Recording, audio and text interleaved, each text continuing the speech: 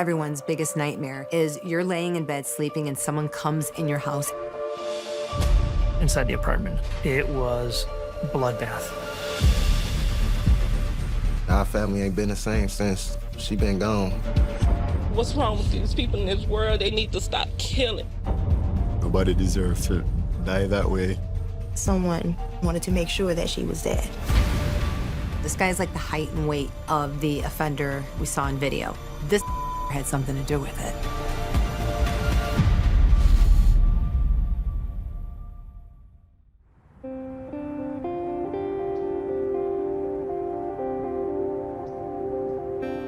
Yolanda Holmes.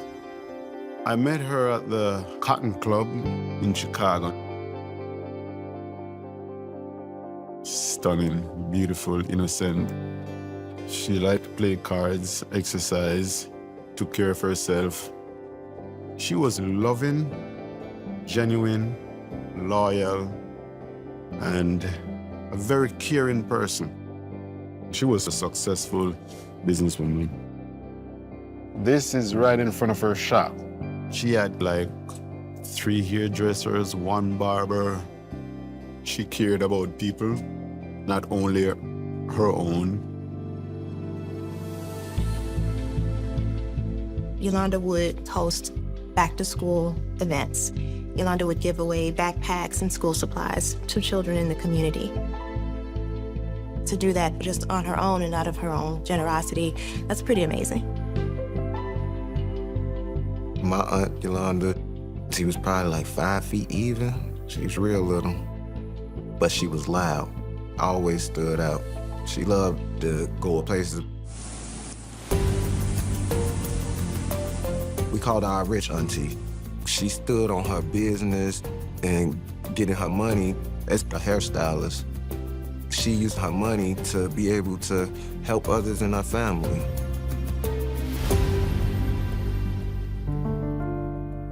Family meant everything to her. Her son, Kwame, that was her pride and joy. She just wanted us to love each other. She was just a joy, a blessing. She didn't deserve nothing but to be showered with love.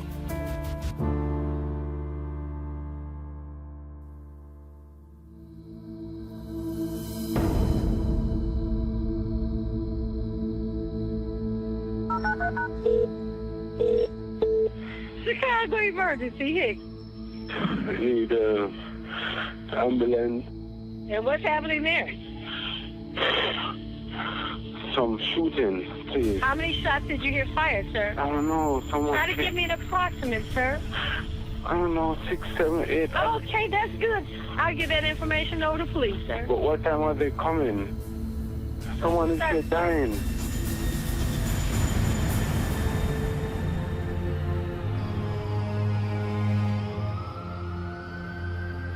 My partner and I arrived on the scene. We took the stair entrance up to the 4th floor apartment. There were blood smears and blood spatter on the wall as we went up the stairs. So if we're on the 1st floor and we're seeing blood, how bad is this gonna be when we actually get into the apartment? A female was found deceased inside her apartment. The victim's Yolanda Holmes.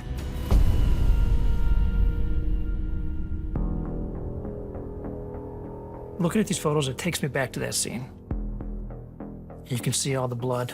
This is blood from somebody fighting for their life. This was very brutal and hard to look at. These are hand marks.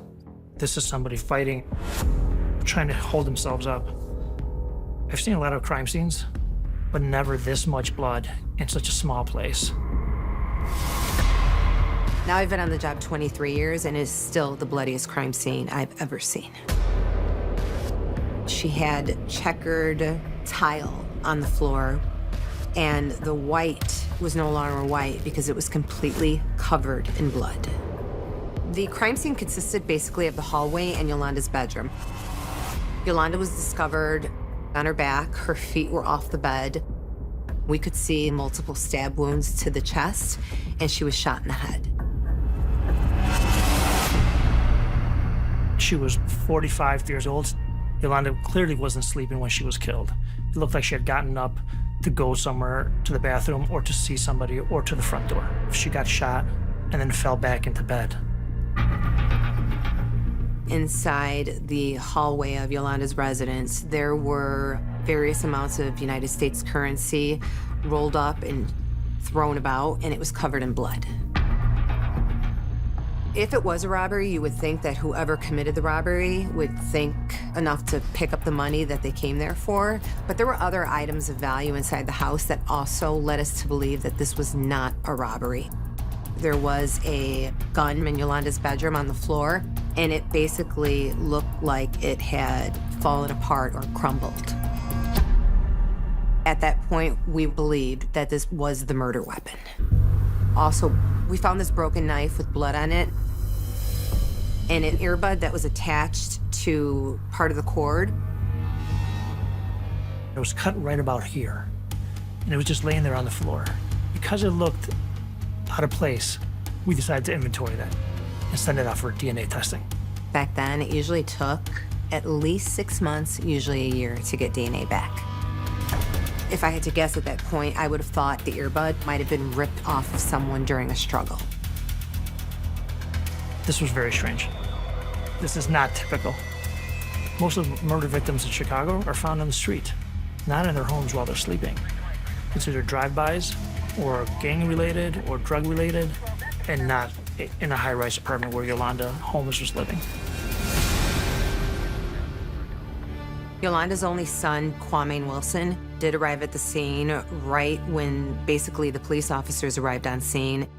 Detectives were able to do a brief interview with him. Kwame was actually going there to pick up part of his paycheck from his mom. His check went into her bank account.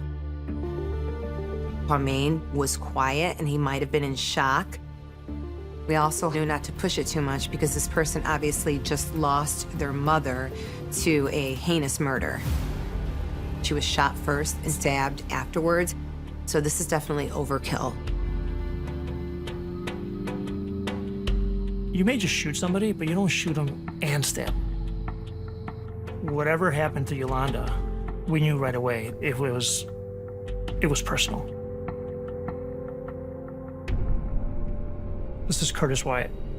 This is Yolanda's boyfriend, who was in the apartment that morning. He called 911. This is Curtis in the hospital. My name is Curtis Wyatt, and I used to be the boyfriend of Yolanda Holmes. This is the first time I'm talking about Yolanda's murder. Chicago emergency hit. I need ambulance, some shooting. Yeah. Someone is dying. Yeah, that was me calling. After this guy trying to kill me, I was in that apartment that night, okay? He knocked me out.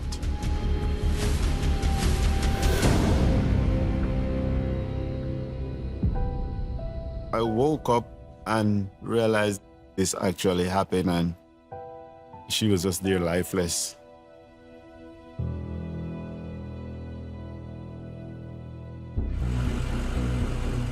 It's unusual to leave any witnesses behind, especially in a brutal murder like this. From the beginning, this case was a whodunit.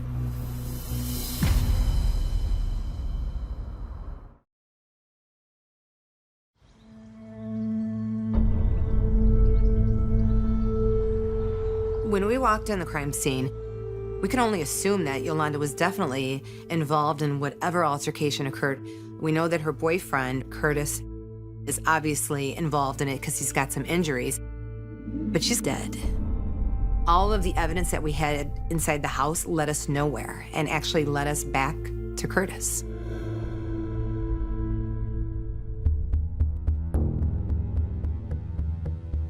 Oh yeah. Curtis Wyatt was our witness, our co-victim.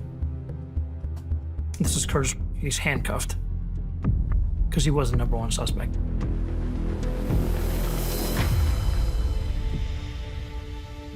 I remember being at the hospital, and the Chicago Police Department, a whole bunch of them surrounding me.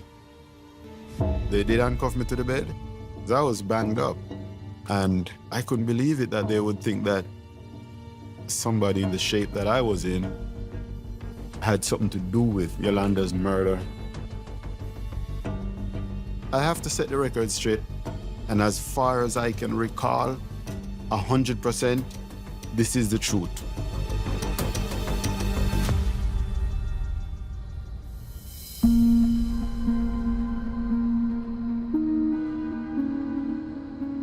That night, I remember I went back to her place. I think I got over there probably about 9:30-ish. We went out to dinner. We made love and we went to bed. And the next thing I remember, I heard her on the phone.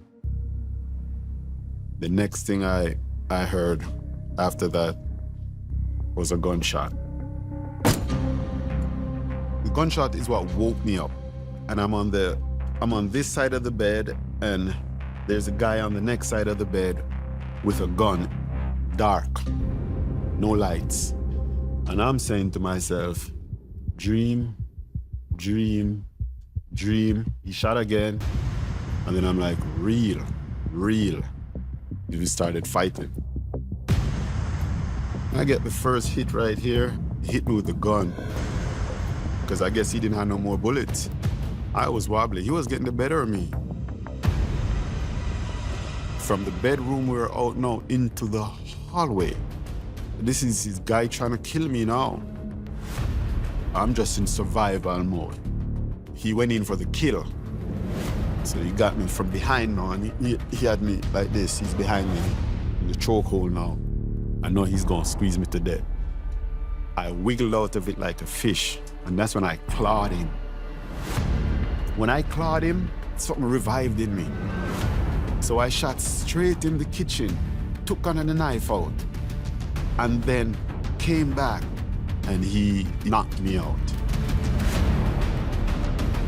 When I woke up, I looked in the closet, the whole hallway, every room. Look, he's gone.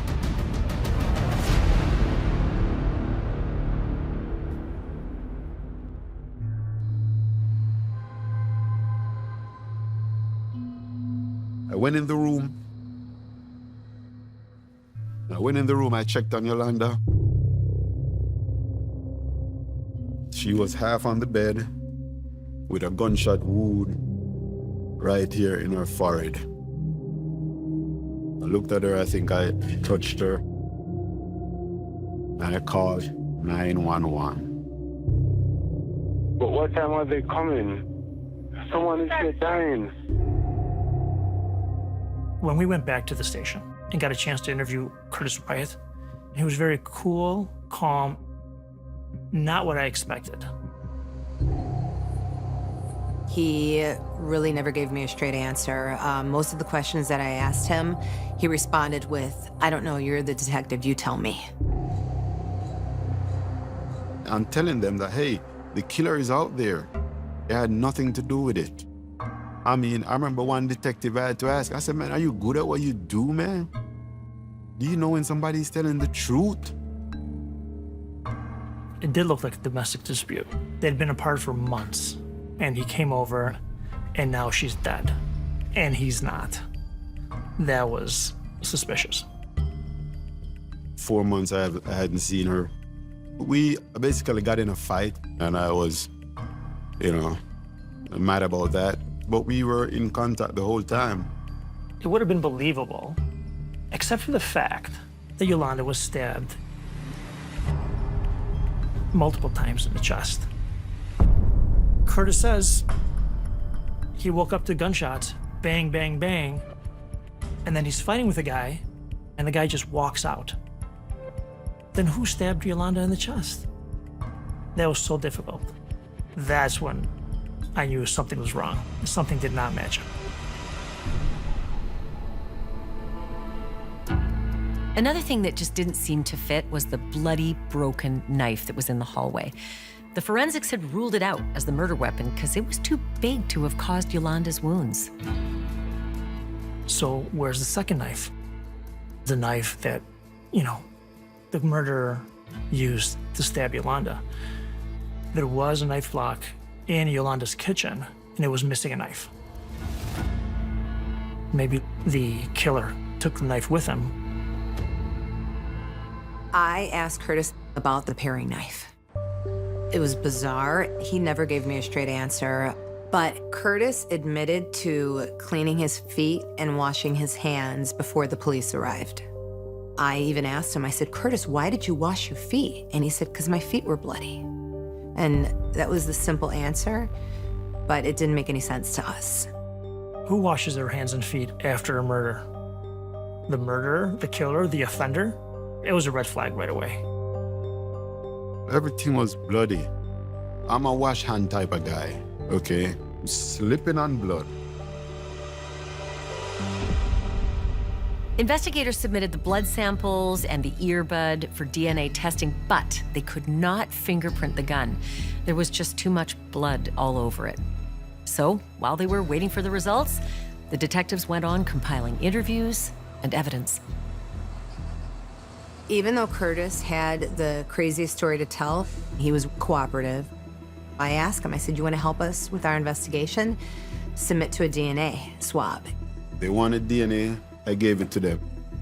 We asked Curtis if he was willing to take a polygraph test. And I'm like, yeah, let's go, you know? Curtis was asked 3 pointed questions that pertained to Yolanda's murder. Did you tell anyone to come to Yolanda's apartment last night? Did you unlock the door for the man that shot Yolanda? And did you help to plan the shooting? We all know that polygraphs are not admissible as evidence, but this one yielded some interesting results. Curtis showed deception on certain items that he couldn't explain. This was definitely another red flag. Now I'm like 24 hours up, okay? No sleep, no nothing. When they came and tell me that it showed deception, I'm like, here you all go again with this.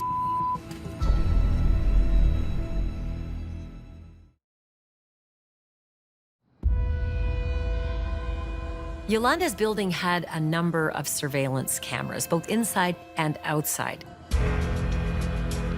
And it took a couple of days for the detectives to get all that footage together. But instead of solving Yolanda's murder, the video ended up adding another layer of mystery. From the video system, we knew that someone entered the residence. So we obviously knew that Curtis, if he was involved, he didn't do this by himself. You can see a dark, shadowy figure carrying items and walk up to the main entrance of the Yolanda Homes building. And then he enters. Someone buzzed him in. Looks just like any other person, except that he's hooded up, very tight, trying to hide his face from a camera. The next camera is on Yolanda's floor. You see the suspect walk right up to Yolanda's door, open the door and walk right in. Not a pause. There were no signs of forced entry. We thought that someone inside the apartment opened the door for the person who came inside and killed her. When we saw the offender leave Yolanda's apartment, he walked out casually. All we basically had was the height and weight of the offender and the fact that it appeared to be a male black. No one was able to identify him. When the offender's walking down the hallway, heading towards Yolanda's apartment, you can see he's got white headphones, the corded earbud kind, hanging from his ears. And when he leaves, minutes later, he's only got one hanging. And it was cut. We were so happy. We were pretty confident that the earbud that was recovered on scene was the other piece of the earbud that he left with. But it's only a smoking gun if there's DNA that we can actually identify, which we couldn't at that point.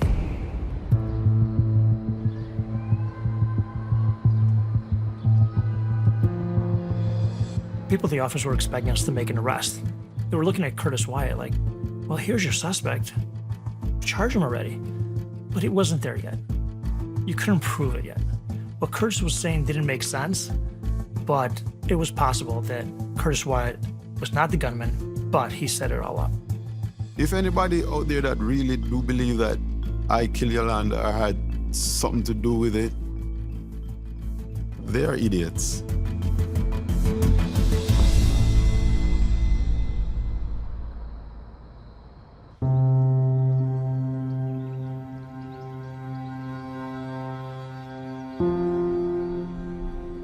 Funerals usually celebrate life, but the brutal murder of Yolanda Holmes, this was an entirely different occasion. It was a lot of people at her funeral. It wasn't a happy moment.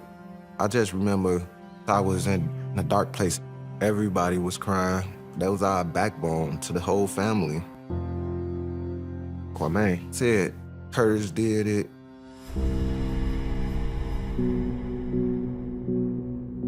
Curtis didn't come to my auntie funeral, so that led the family to think some of it. Like, if you loved her so much, why aren't you here? Why aren't you reaching out to her family? I was getting in phone calls, taunting, jeering. Oh yeah, you gonna die. Yeah, it's a matter of time. We know what you did, you know? I was scared for my life.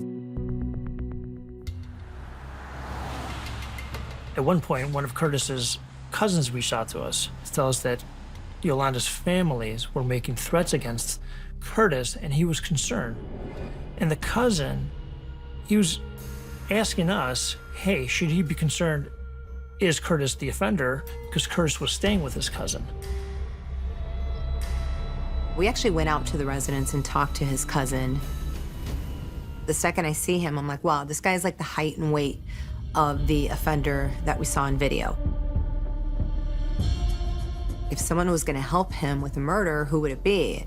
His cousin, his family member. It could have been Curtis, who left the door open. My cousin, they brought in months and months and months later and got his DNA, questioned him for a while. I went from shock and disbelief to being angry at the police because they're wasting their time. So we didn't know if that person was the killer or if he was actually helping Curtis. And that's what the whole family thought. This was Curtis, and the other person that came inside wasn't the killer. He was there to help Curtis. Any family gonna assume that it's you if you there with the person when they're murdered and you can't come and talk to her. We'll feel that you have something to do with it. I'm not always 100% sure if someone's lying, but I'm usually sure when someone's telling the truth. We asked Curtis if anything happened that night or early in the morning. And he said, no, no, no, no, no. And then after a while, I'm like, well, did anyone call? He's like, yeah. I like woke up half asleep, and I heard her on the phone. And I asked her, who is that? Who you talking to? She said, that's Kwame. That's what I remember. Why did he call? He was coming to pick up money. Did he come pick up the money? I don't know. What time was he supposed to come? I don't know. So he didn't give us a lot of information, so we knew at that point we had to do a cell phone study to find out who exactly did call Yolanda before she was killed.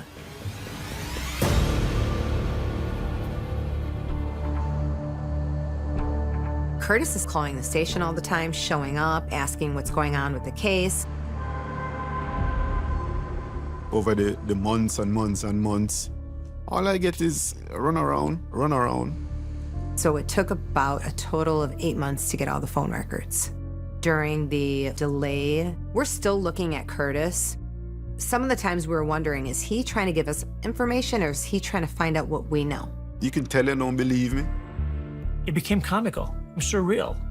Curtis, at one point he came in and he's asking, hey, who did this? Did you find out who did it?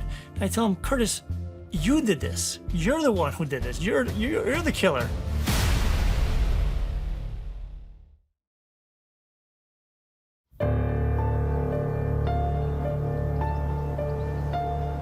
Yolanda Holmes was a normal person. She was a business owner. She was a good neighbor. She was a good mother. My best friend is gone. I don't know what's wrong with these people in this world. They need to stop killing. This doesn't typically happen to good people, and that's why this case bothered us. We had to keep chipping along on this one. That's gotta be everyone's biggest nightmare, is you're laying in bed sleeping and someone comes in your house and kills you. To family and friends, Kwame was devastated by the loss of his mom. He just seemed adrift. After losing his job, Kwame turned his side hustles of acting and rapping into full-time pursuits. Under the stage name Young QC, he starred in a public access TV drama, and he made online videos. That's just something came up out the blue. He was forcing that life on himself. Kwame wanted that life.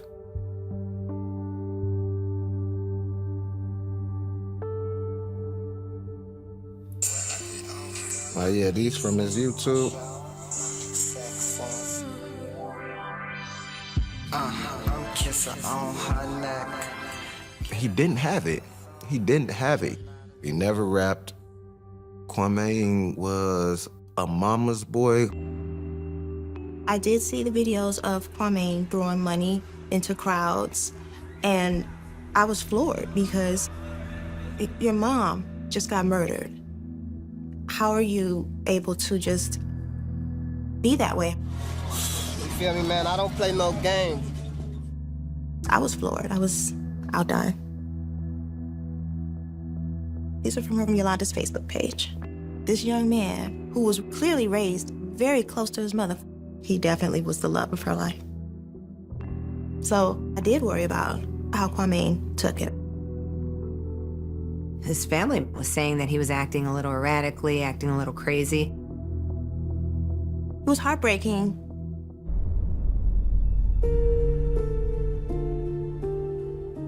Every single person thought that Curtis did it. And yes, he was combative, and yes, he was hard to interview, but if you read it on paper, you're like, this guy's guilty. How can you not believe me that I'm telling the truth? Love of my life. It's the closest I've ever came to marriage. There was a lot of suspicion around every single thing that he did, but we definitely didn't have enough to place him into custody. We are flying blind at this point. And then, of all places, I got a lead on this case from watching WGN News. His deep sadness over the killing of Hadia Pendleton was evident as hundreds gathered outside the greater... Hadia Pendleton was a young girl who had performed at Obama's inauguration. Her case made nationwide news. One of those we lost was a young girl named Hadia Pendleton. She was 15 years old. She was shot and killed in a Chicago park after school, just a mile away from my house. Michelle Obama attended Hadia's funeral among hundreds of mourners, including community members and Yolanda's son, Kwame Wilson. Wilson lost his mother to gun violence on November. He actually spoke to WGN News about gun violence in Chicago. My mother, she was a neighborhood woman. A guy entered her home, you know, and murdered her, you know, just to steal. I couldn't believe that. Where is Kwame getting this information from? We're not giving information out. Robbery was never a motive. Remember, the money left behind. We never told him of the offender going inside the residence. There is no way anyone outside, John and I, knew anything about this homicide investigation. We were blown away that he would be saying this on live TV.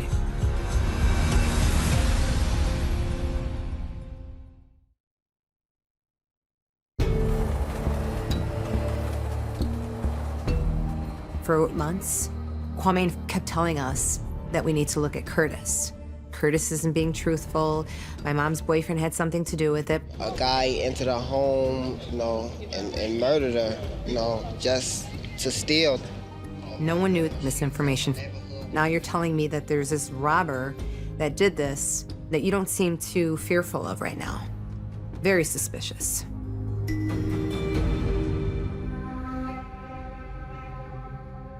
Police had interviewed Kwame Wilson several times, and they routinely spoke with him over the phone. But after talking on TV about his mother's murder, Kwame disappeared. We can't even find him anymore. He ghosted us. He went dark. We both agreed that something else was going on here that we couldn't figure out yet. Back then in 2012, DNA testing took anywhere from 6 months to a year to come back because they just didn't have the staff and they were so backlogged with DNA. And that bud, that earbud that we found on the floor, it turned out being a key piece of evidence. A profile was extracted from it. It went into the nationwide database for DNA, which is CODIS, and there were no hits on it. But Curtis's cousin was ruled out. His DNA was not found anywhere on this property. His DNA was not a match on any of the evidence. But every bit of that blood that we collected on the scene was Curtis's. And the DNA that came back was only Curtis's. Curtis's blood was on the weapon.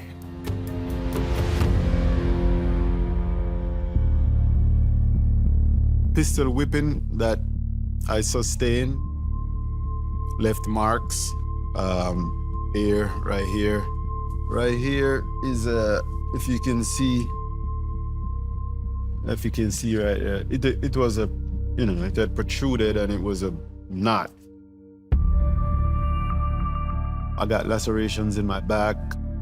I got multiple lacerations in the head and the forehead. I swear he broke that gun on me,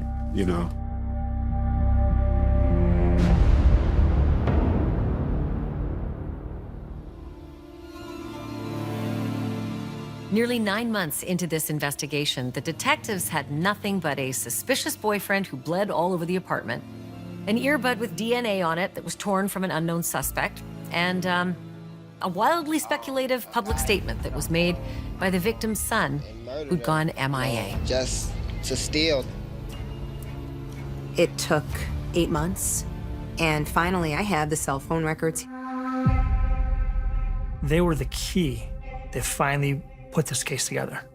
We got cell phone records, and Yolanda had 2 phones. One of the phone lines that Yolanda has, the second line, was active the morning of the murder. And there was call history before, during, and after her murder. That was the big break. One of the calls on the second line came back to Eugene Spencer, a person we've never talked about before. We started running the name Eugene Spencer, and then a profile came up. We dug a little deeper, and then an arrest photo came up, and lo and behold, the height, weight, the whole image was a close resemblance to the offender who walked into Yolanda's apartment and walked back out.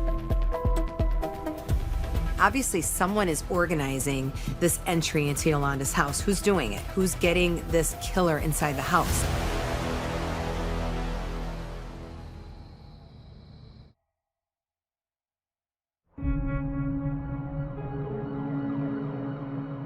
When I really start honing in on the records, I noticed Yolanda had 2 phones, and the second phone was actually being used by her son, Kwame Wilson.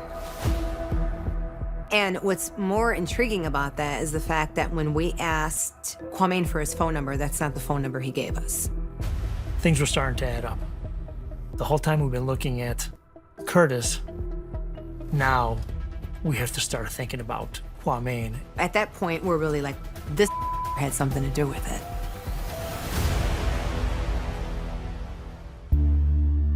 And we start looking harder at Kwame to figure out what he knows. It was hard to find him, but when we did find him, he came in voluntarily.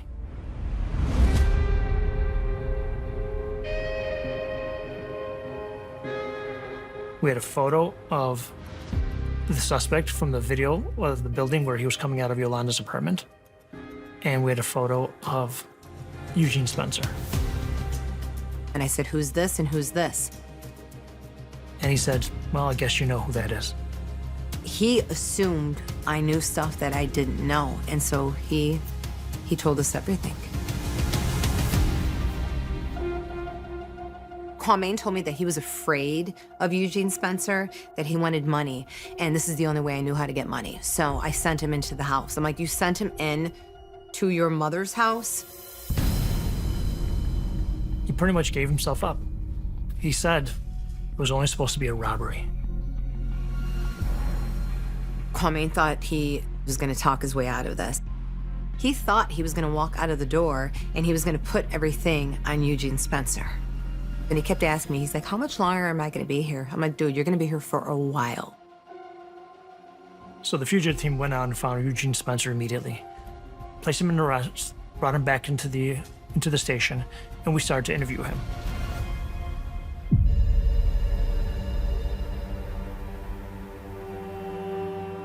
Police learned that Eugene and Kwame not only knew each other, they at one time shared the same address. Kwame rented Eugene an apartment in his grandmother's home. Eugene Spencer told us that it was Kwame who set it all up. And he was the one who put the plan together. He was the mastermind. So Eugene Spencer rang Yolanda's house. Yolanda buzzed him in and obviously got out of bed, went and unlocked the door and walked back to her bed. Eugene said he's got earbuds in and he knows exactly where he's going because Kwame is telling him where to go. Kwame is actually listening live when Eugene enters the residence and shoots Yolanda in the head. Kwame Wilson says, make sure that bitch is dead. So Eugene went and got a knife from the kitchen and proceeded to stab Yolanda in the chest.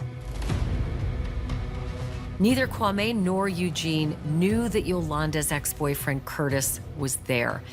The detectives think that Curtis Wyatt surprised Eugene after Eugene shot and stabbed her. This is when Curtis Wyatt jumps up and the fight is on. We never found the paring knife. We later found out Eugene Spencer went to a garbage can somewhere in the city and disposed of the evidence. That earbud that we found on the floor had been ripped during this vicious attack. Eugene Spencer's DNA matches the DNA on the earbud.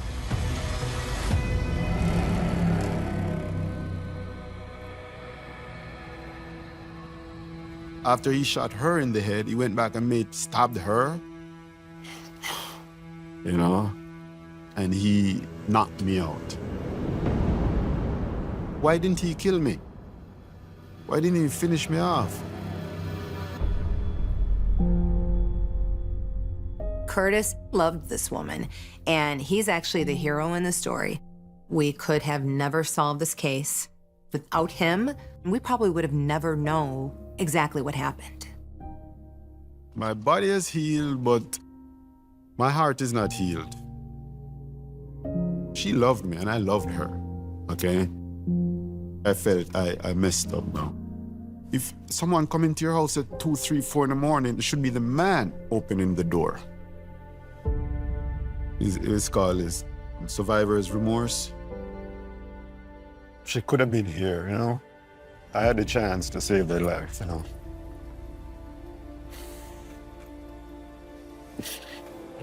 But I failed, you know? I failed. Should have been right here, shouldn't be dead. I'm so sorry that she had to die that way.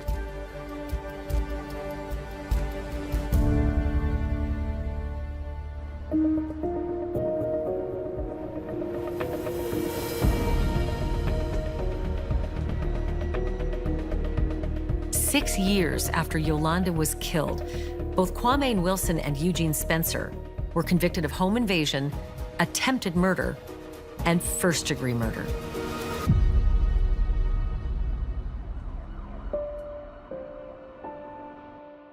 I was relieved that justice was served. In our community, this is not what happens. It just doesn't happen. Black men do not kill their mothers. Even the hardest, roughest criminals and gangsters in Chicago, they don't kill their own mother. I mean, our family ain't been the same since she been gone. We had everything. We had just a happy family. Why? Why would you do that? The motive was greed and nothing else. Kwame needed my Auntie Yolanda money to feel big. I know he's evil. Kwame was convicted of murdering his mother for the $90,000 balance in her bank account. The prosecution played this video at trial that was made by Kwame. It was captured just months after his mother's funeral, and he's seen withdrawing thousands of dollars of his inheritance. Really, I'm gonna take out 20,000, man. Just to show people, you feel me? I'm on a whole different level with this, man. He was tossing $100 bills out to strangers on the street for publicity and apparent self-gratification. Kwame was all about flash. He was all about the camera. He was all about trying to be famous. And the only way that he could be famous was to be infamous.